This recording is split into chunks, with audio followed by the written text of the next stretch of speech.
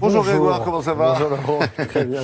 Actualité sportive, d'abord du tennis. Oui, parce que ça vient de se terminer. On connaît la finale de ce qui se passe à Miami en ce moment. Ce sera Jelena Ostapenko face à Sloane Stephens. Je vous propose des images qui nous viennent de Floride. Elles sont toutes chaudes. Et ça s'est terminé il y a quelques minutes. Donc la Lettonne Jelena Ostapenko, 5e mondiale, qui a dominé l'Américaine Danielle Collins, 93e, et issue des qualifications 7-6, 6-3. L'an dernier, alors 47e mondiale, Ostapenko était devenue la première joueuse non tête de série à remporter Roland-Garros. Elle a 4 titres à son palmarès et c'est la première fois qu'elle se retrouve en finale ici. Et elle affrontera pour la première fois une autre américaine, Sloane Stephens, 12e du classement, vainqueur de l'US Open en 2017. La joueuse de Floride a eu besoin d'un peu plus de 2 heures pour battre la Bélarusse Azarenka, ancienne numéro 1, désormais 196e. Et invitée ici, l'américaine s'impose 3-6, 6-2, 6-1 et vise un 6e titre. Chez les hommes, Alexander Zverev se hisse en demi-finale. L'Allemand 5e mondial a battu le Croate Borna Koric, 36e du classement, 6-4, 6-4. Et c'est la première fois que Zverev bat son adversaire du jour et en 3 confrontations. Et il atteint pour la 3e fois le dernier carré d'un Masters 1000. Et la première fois ici en Floride, il sera posé à Carreno Busta, qu'il n'a jamais encore rencontré. L'Espagnol 19e mondial a pris sa revanche sur le Sud-Africain Kevin Anderson, 8e, qui l'avait battu la semaine dernière à Indian Wells, si vous suivez bien. Et Pablo Carreno Busta a sauvé une balle de match et l'emporte 6-4, 5-7, 7-6. Après 2h45 de jeu, ce sera sa 2e demi-finale au Masters 1000. Et l'autre demi-finale opposera Del Potro à John Isner. C'est surprenant ce début de saison en tennis. Hein, oui. Oui, ça va être intéressant cette année. Alors, il y a du handball aussi. Du handball, 19e journée, un dernier match de cette 19e journée. Et surtout, Saint-Raphaël qui se retrouve au pied du podium.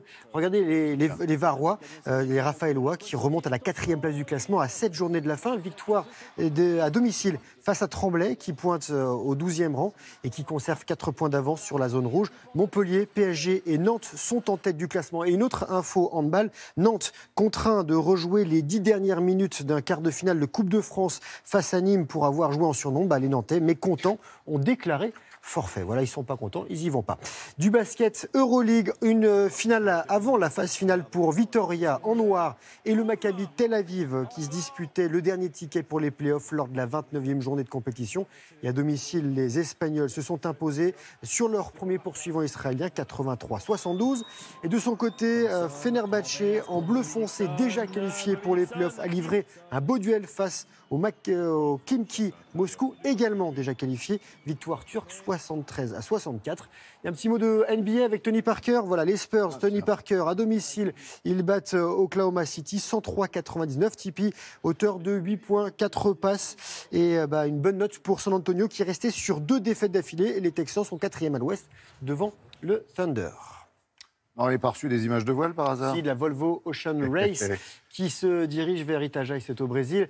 Et ils ont passé le Cap Horn et on a des images, des belles images. Regardez la flotte qui a quitté Auckland en Nouvelle-Zélande le 18 mars, direction Itajaí au Brésil. Conditions de mer musclées et disparition en début de semaine du Britannique John Fisher, tombé du voilier hongkongais Sun Hung Scallywag. Il avait détaché sa longe de sécurité. Et les bateaux de 20 mètres, avec 9 équipiers à bord, ont entamé la remontée de l'Atlantique. Dongfeng, skippé par le Français Charles Caudrelier, avec 4 autres compatriotes à bord, ils sont 3e au Cap Horn. Voilà, on vient de les voir passer le mythique Cap Horn. Exactement. Et le Team Brunel du Pays-Bas est leader à 3200 km de l'arrivée. Et pour finir, vol en soufflerie à l'Esquin dans le Nord, championnat de France, 12e édition. Cette soufflerie, sorte de simulateur de chute libre, est la plus large du monde. 5 mètres 20 de large, 14 mètres de haut. On peut y mettre 8 personnes à plat, ce qu'on appelle du vol relatif. Près de 300 chuteurs se sont affrontés dans ce qu'on appelle la veine, et différentes disciplines, et notamment le dynamique two-way avec l'or pour Matteo Limnaos et Elliot Potet. C'est une sorte de chorégraphie, vous voyez ici, en perpétuel mouvement, les corps dans tous les sens, en 3 dimensions, épreuve de vitesse et artistique, c'est très beau. Et la soufflerie aimerait devenir discipline olympique, pourquoi pas pour Paris 2024. Ah bah oui, pendant qu'on y est, pourquoi pas une de plus. Merci Grégoire.